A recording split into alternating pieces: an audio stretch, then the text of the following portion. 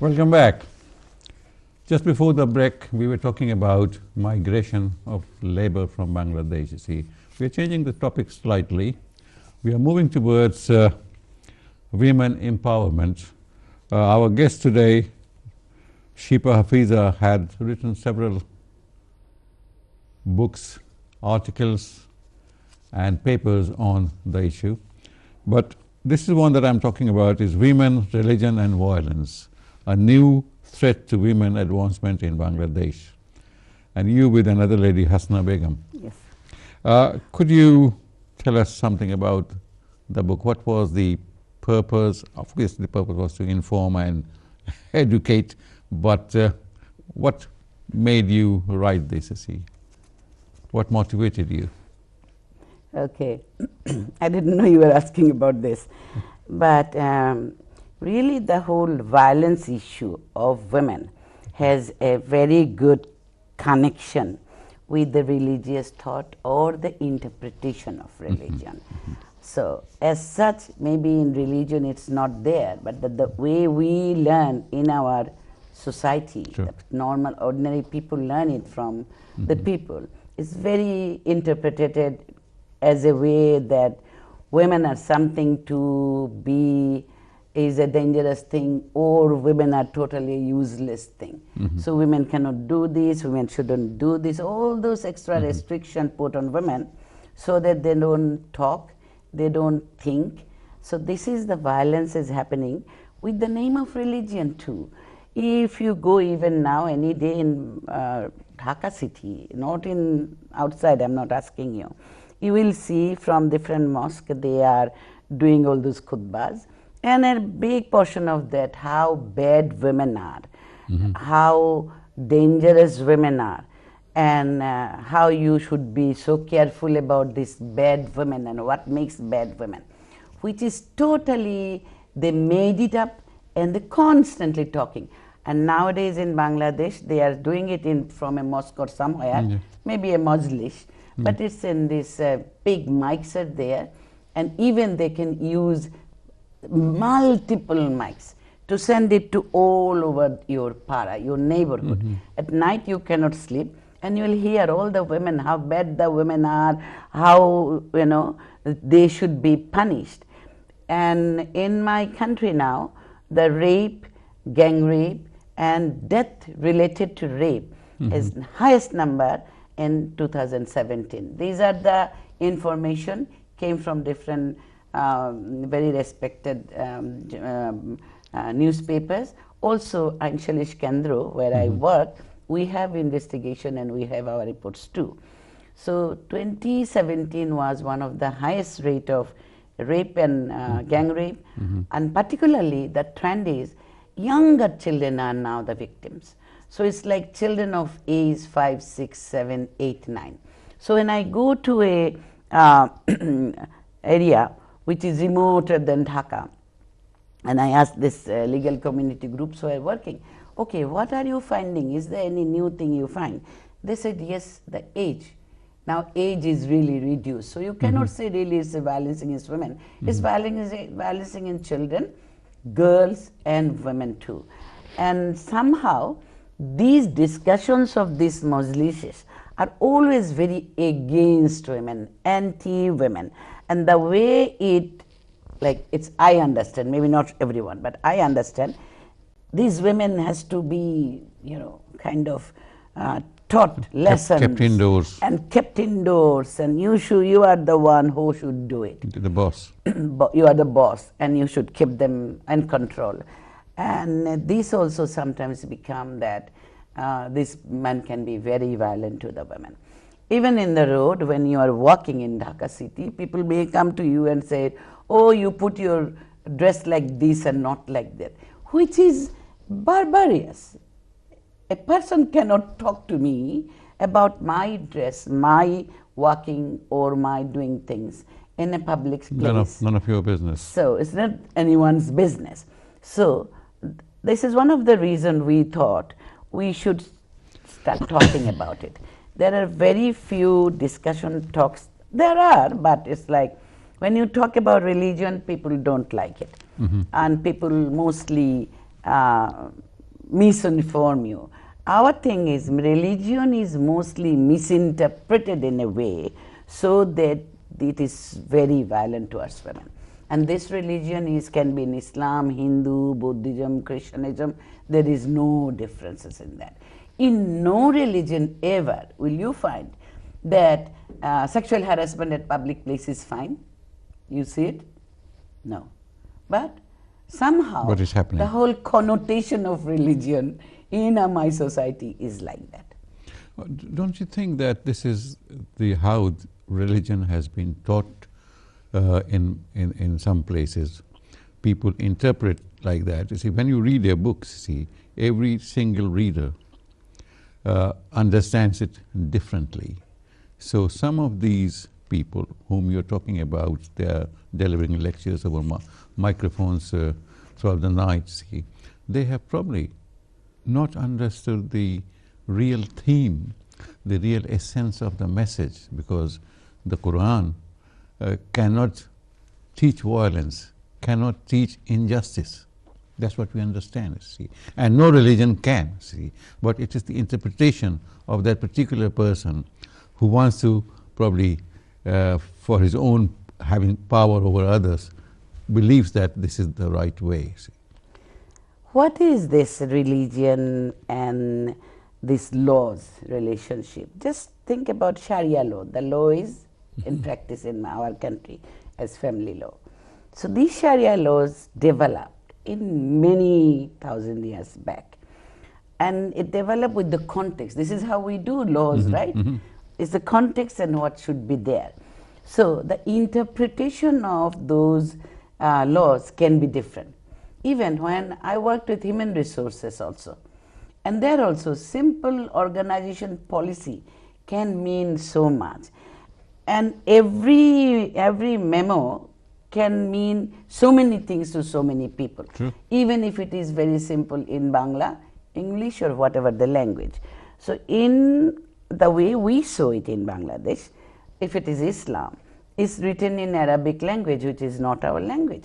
So some people memorize it and they make interpretation too, because they don't really, I believe not everyone understands the exact meaning of it, but it's so easy to interpret. And when you come somewhere, go somewhere, talk about religion, people don't protest. Well, it's easy to misinterpret. Very easy to misinterpret. Rather than interpret. See, because Arabic is such a rich language, I know a little bit of it, it's such a rich language that for camel, they have about 40 words, see? Sure, and camel, sure. Camel which is sitting, camel which is running, camel which is pregnant, and camel which is inside the body of the mother, and all, it's very you know, rich language. in Bangladesh, we did this work, it was a black program, the first program throughout the country, oral rehydration, saline we develop and teach particularly mothers, but then men and others came in, how to make oral rehydration saline to redress diarrhea. Diarrhea is the killer disease. So when we went to the field, we said diarrhea. Yeah. And people don't understand what is diarrhea. Then we find out there are, like, as you said, for camel, there is so many words of diarrhea around this whole country. When we said, you bring a pot of 1 liter, you see, we have the pictures. You see the size and shapes of the pot, can take the whole stage. So obviously, interpretation is something very experts should do, who are authority on it. Somehow, this is not happening. Authorities are mostly, maybe they are out of sight of normal, ordinary people. And the people who are interpreting, they mostly don't understand what they are interpreting, be it in Arabic, be it in English or Bangla or Hebrew or whatever the language.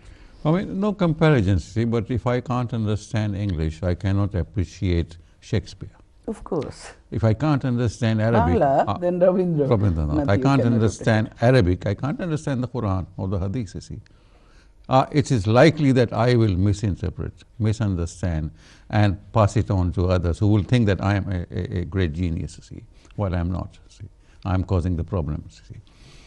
It's about child marriages, how successful do you think your crusade against this has been? It's really from 2007, 8, 9, we have started thinking very focused on child marriage, because we could see all other achievements are happening. This child marriage is something which is eating it up.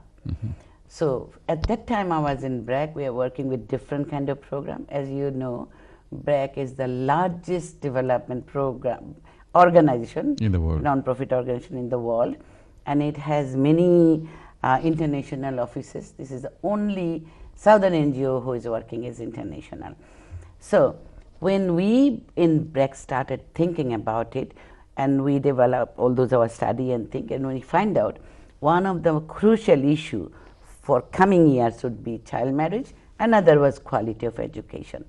So we started working with child marriage, and particularly our government in 2014, your UK government did this Girl Summit in London, where our Prime Minister represented Bangladesh, and she made some commitment.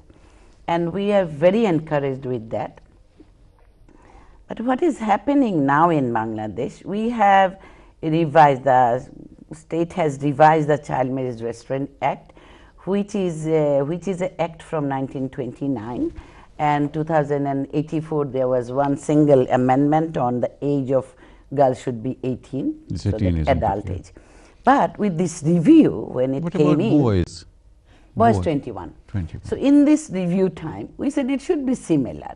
But somehow towards the end of it, when it was with the government hands, there was a concern, maybe child marriage is it's a huge number in Bangladesh, how can we reduce it immediately? So maybe if we reduce the age of marriage, maybe we'll reduce the statistics too. And this discussion happened from 2014 to 2017. In 17, we received the Child Marriage Restraint Act in March. Now, in this act, there are many good things, and it was well discussed, well consulted with different groups of people of the Bangladesh, the clients. But the policy, when the policy came in, the act came in, there is a special provision included, which we had no idea. The people who are working with this child marriage agenda for so many years and very actively. This special provision said any child can get married if with the consent of their parents and court order or things like that. Now, in our country, there is no age limit for that. There is a rule supposed to be followed by that, which is not yet finalized. So what happened? When the discussion started on that, a girl can get married in an earlier age, where everyone of this country was almost ready and they knew 18 is so important because of many various reasons. Is the health issue, is the economic issue, is the education issue, yes. Also is the reproductive issue. When you are giving birth to a child and you are not even 20, the child is becoming stunting baby. So it's a large number of you babies have a population of born like that. So it's a huge issue. So, but whenever it started, the discussion started, and our data also saying to us, the rape of young children and taunting of young children, sexual harassment of young children, girls, school girls and things has raising. So this is an alarming issue now.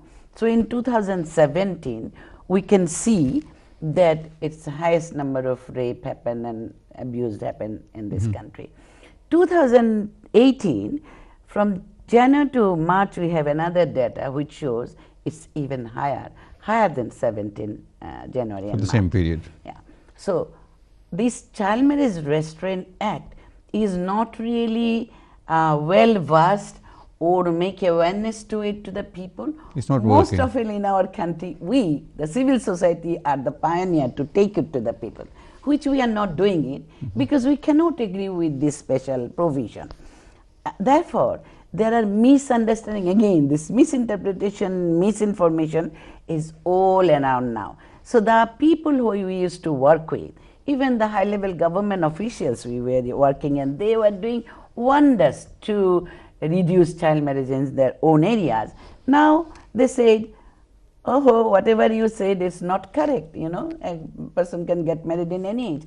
And because it's in the law, it's really not helping the officials, the authority, the government officials to really go and talk about it to the parents when there is marriage happening now, which they used to do. Well, we are almost near the end of the time. So I think Child Marriage Restraint Act, this special provision has to be withdrawn. It is very important. Otherwise, we are taking our girls to 100 years back, and the women empowerment issues too. Can you just one sentence about women empowerment? How much has been achieved towards that goal? Women empowerment we are so proud of. We were so proud of 3, 4, 5 years back to talk about it. The way it happened throughout the country, the way it happened, and our Prime Minister was extremely like taking all the pioneering initiatives, right. Bringing women into decision-making positions. Those are excellent things that are happening. But with this Child Marriage Restraint Act, now we are really concerned it can be a backlash to women empowerment of Bangladesh. Well, unfortunately, we have come to the end of the show. Thank you very much for coming along. It was a pleasure talking to you. Same here. And we wish to have you again, once again, and we'll have longer discussion. Thank you very much for being with us. We hope that you've enjoyed the show as much as we have. Next week, same time, same channel, we meet again. Thank you. Bye for now.